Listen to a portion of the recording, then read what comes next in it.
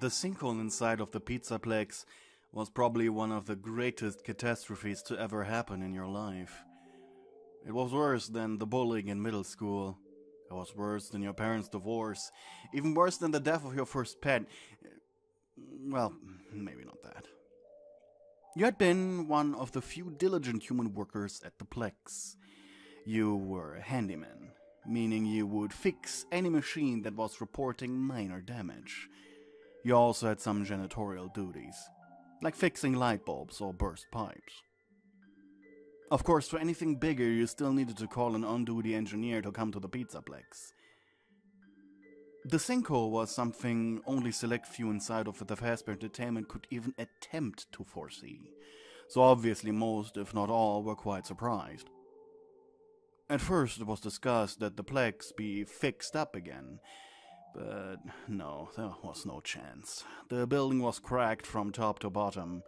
It could be almost impossible to fix. Not to mention, immediately after the place was abandoned, squatters sought refuge there. Luckily, the spooky scenery and the still active, albeit severely broken animatronics scared them away relatively well. Mostly leaving only trash and profanity-ridden tags behind on the walls. Thus, the place was left to rot. That was until one day. The old employees had all been sent throughout the state to work at other Fazbear franchises. At least no one was lost their job completely, even if some of them had to switch from security guard to cook in a few cases. However, a few days ago, you and a handful of other former Pizzaplex employees had gotten a very informative email from the CEO's office of Fazbear directly. The Pizzaplex would be relocated, meaning a completely new one would be constructed. In anticipation for this, Fazbear had decided to create Memorial Lane in the new Plex in honor of the first. For that, you and a small selection of other employees were now sent into the ruin for scavenging purposes. They set up a tent with computers and collection containers in the parking lot. Everyone just lovingly referred to it as HQ. And even a large whiteboard was hung up. It explained a sort of scoring system. Depending on what was found, the score of an employee would increase, and the top 3 would get a fully paid vacation with one additional requirement to Italy. Italy. Why Italy? Well, the birthplace of pizza was apparently where Fazbear wanted to expand to next. The additional requirement was, luckily, something super simple. It was visiting the first European Fazbear franchise at least once. Or risk having to pay for the entire thing after all. Of course, everyone was super hooked on that. There were 7 people here, all former employees of the Pizzaplex. At the top was Brian Chesterberg Crawford. The former day guard was sitting in HQ all day, staying in touch with everyone over walkie-talkies, while smoking pot. After the Plex quite literally went down the drain, he had went on a long vacation to Hawaii to escape his despot of a father. How he could afford that, however, was a mystery to you. The normally milky-skinned man was now decorated with a slight caramel tan. Then there was Dmitry Popov, a shift guard. Meaning while the Pizzaplex was still functional, he would switch between day and night shift depending on whatever his schedule told him.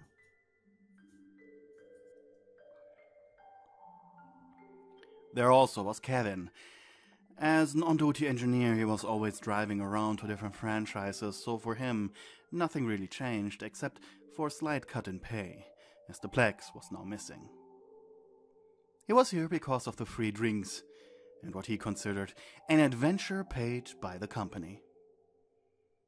The other 3 employees that were present were day shift guards that had worked under Brian. They were looking for both dirty and pristine items, especially items only found in the Pizzaplex, like the golden variants of the animatronic plush toys, or broken pieces of decoration, or, what gave the most points, an actual animatronic, with bonus points if it was still functional. Of course, so far no one had found one of the machines, so all bets were off. It was day 3. Shifting through the grime and mud, everyone was equipped with a taser, bear mace, and a crowbar of all things. The crowbar was something Brian had demanded everyone be equipped with. While he saw it as a sort of weapon for self-defense, it did prove incredibly useful to get through locked or boarded up doors. So no one complained. Through the grapevine, you had been given the tip that no one has managed to reach the daycare yet.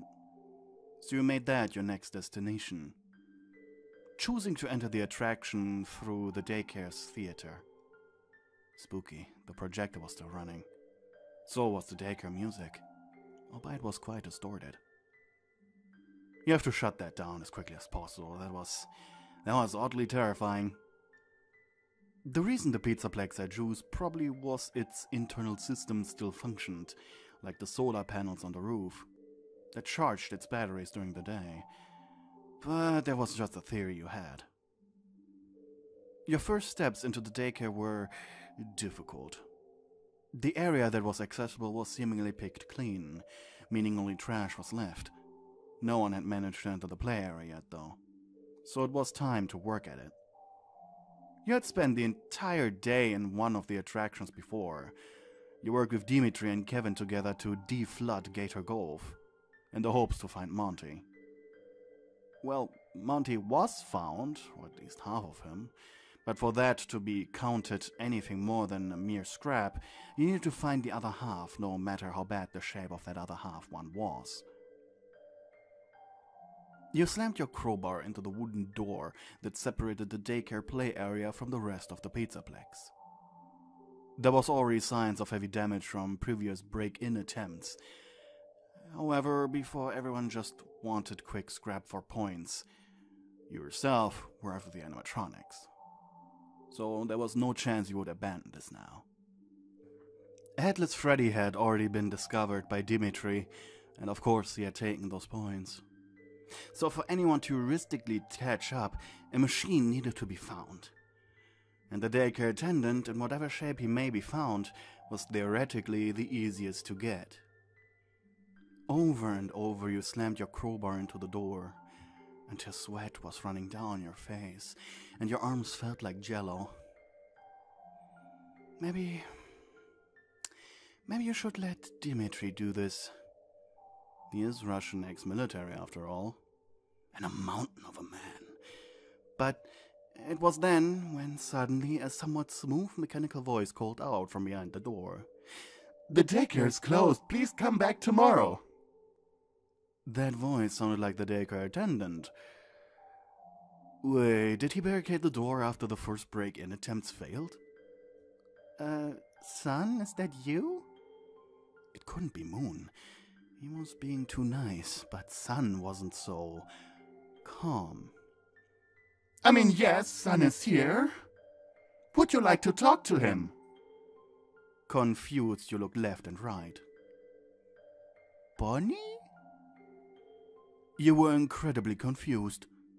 You had started working at the Pizzaplex after Bonnie had been replaced by Monty, and quite frankly, you haven't entered the Pizzaplex before that, so you really didn't know who this voice belonged to. No, it's me, Eclipse. There was no robot Wait. Sun, Moon, Eclipse. Ugh. You facepalmed. Of course. The daycare 10 was always a little twitchy, having multiple personalities combined within, and either Eclipse was a fusion of these two personalities after he had been left to rot for such a long time, or it was a sort of default personality attained upon rebooting. But that was just an uneducated guess. I need to get inside, he said, frustrated. The daycare is closed. Please return tomorrow. You puffed up your cheeks before farting out the air with your mouth. Okay. This required Fazbear employee knowledge you didn't have because you never interacted with this specific personality of the daycare attendant. So an idea came to you that was incredibly dumb, and in hindsight, the worst thing you could do. But it could work, and it was the only thing you could think of. You pulled out a pocket knife from your boot, a trick your dad had shown you. You never left your home without it. With a quick flick, the blade was in place. The cut needed to be deep enough for his emergency system to react, but also not too deep to actually cause you damage. You hesitated, never having actually wounded yourself. Why this was your first idea you didn't know, but it was too late. You gasped in pain as you dragged the knife across your arm, making sure to stay away from your hands so you could still scavenge with the others later. You gasped in pain and groaned, and even a few tears ran down your face. Putting the knife back, you held your arm pathetically. The thing is, you stuttered. I cut myself. I need first aid. The moment you said these words, first aid, the door of the play area flew open, revealing the severely damaged Eclipse. Jesus. One of his legs was practically peeled, his face was smashed, and he was covered in grime. Emergency alert! Emergency alert! Please stand back, he said before picking you up. Of course you knew the daycare attendant could fly via a pulley system, just didn't realize the thing still worked. So you screamed as he whisked you away to what he was programmed to consider safety. The small alcove above the daycare. We must disinfect the wound and bandage it up. Please, for your own good, stay put. I'll be right by your side. The alcove was clean, for once. Huh. You had seen this place once before. The Pizzaplex had a sinkhole added to its roster of attractions. There was trash everywhere. The robot called the stuff gifts from the customers, ranging from missing boots to empty Fizzy Fest cups, paper scraps, well, trash. But now it was not clean, but the floor was tidy. It really only needed a thorough wash, and it would look basically as it was supposed to. Did you clean this place? You huffed, still clasping your self-inflicted wound. Tidy home, tidy mind, shouted the robot from somewhere in the back. You blinked. So this was the daycare attendant when he was actually being normal, huh? Eclipse soon returned with a still-packaged sterile bandage. How? Where? Did you fabricate this? How was there still a sterile bandage in this place? The machine's head tilted. Excuse me? He asked. I mean, whatever. Where did you get this? Eclipse pointed into the other room of the alcove, where a few Foxy the Pirate props had been stored. Initially only temporarily, while Kid's Cove was still under construction, but, well, now it was permanent. I have a first aid kit, he said, as if that was the most normal thing in the world to still have in a ruin like this. Right. Carefully, the robot bandaged up your wound after applying disinfectant, also from the first aid kit. Your wound burned as he wrapped the bandage tightly around your arm. Quite professionally, too. You actually blushed. He was so polite and really good at this. Once he was done, he took a step back, admiring his own work. I'm proud of myself. I never got to do this before for a first time. I must say, not bad. First time? You scoffed internally. Yeah, right. This was professionally done. Hospital level first aid. Even if the items used were a bit old. Is there anything else you need? Yeah, a boyfriend that's just like you thought. But this was a great find indeed. Judging by your clothing, you are a Fazbear employee. I sincerely apologize. I do not seem to be connected to the servers. If you don't mind showing me your Fazbear ID so I can verify. Quietly, you held up your Fazbear ID card. I can't scan it. He sounded embarrassed and sad. It appears I require maintenance. Heavy maintenance. Poor thing. Even if you brought it to the others, you would probably remain like this for the Memorial Lane. Though maybe not. If he could be fixed up, he could turn from the daycare attendant to the Memorial Lane attendant. That sounded stupid, but there may be a chance if he was the only functional animatronic. The Pizzaplex, yes, you said as he turned around. No, you needed to word it different. You grabbed the robot's undamaged left hand and then light your ass off. I need you to come with me. We're going to... The Pizzaplex is closed for renovation, yes, and all robots are being collected for general maintenance and relocation until the Pizzaplex is done. The robot's sun spikes wiggled excitedly as the endoskeleton beneath his shattered face smiled widely. It broke your heart. You exhaled to calm your nerves. When suddenly, the animatronic picked you up again. Oh, that explains so much, dear employee. I was getting worried, as so many places seem inaccessible. Please, allow me to assist you. He sat you down outside the play area. Thankfully, during both your flights, you noticed just how absolutely broken the play area was. You probably break all your bones if you try to shift through it. And you noticed the area around the security booth, of all places, was cleaner than the rest. He really tried to tidy up.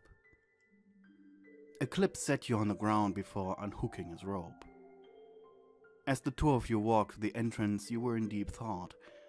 What would you tell the others? Having a functioning animatronic was so much better than the headless Freddy Dimitri got. But what would Fazbear do to him? You were concerned. Eclipse, you said, feeling a little hollow. When we leave the Plex, There's what? You exhaled sadly.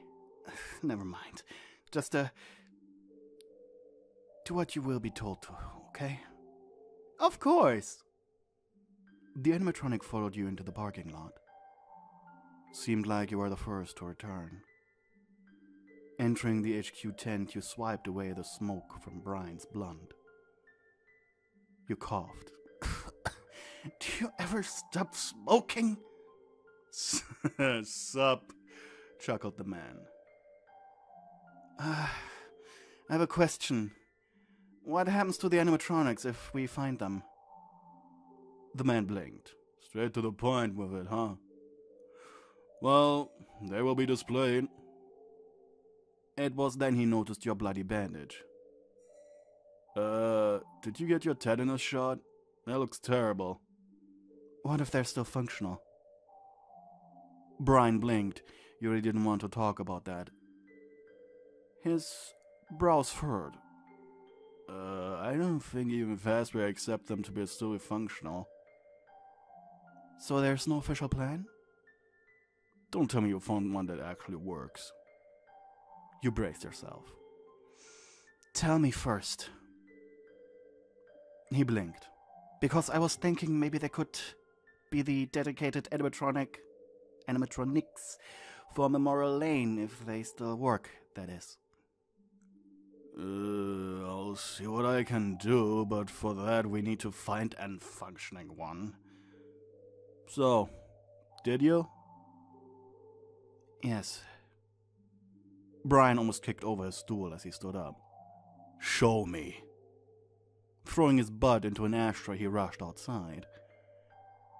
You raised a hand to warn him that it was his least favorite machine to survive, only for him to be met with Eclipse outside. Brian, you shouted after him, worried, yet smiling. Standing there, looking back at the two. Of course you'd be the only one coming out of this alive. Eclipse's head shook, and a few more sun spikes poked out. Brian!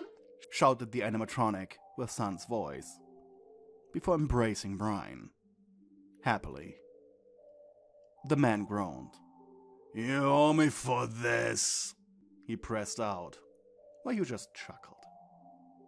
The connection the son part of the animatronic had with Brian must go so deep it was saved into his long-term memory, rather than the server memory. That would explain why the animatronic did recognize him, but not you. "I hate you," mouthed Brian as he looked at you. But you couldn't stop laughing.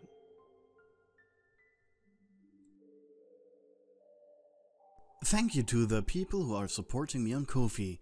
You guys are keeping me alive.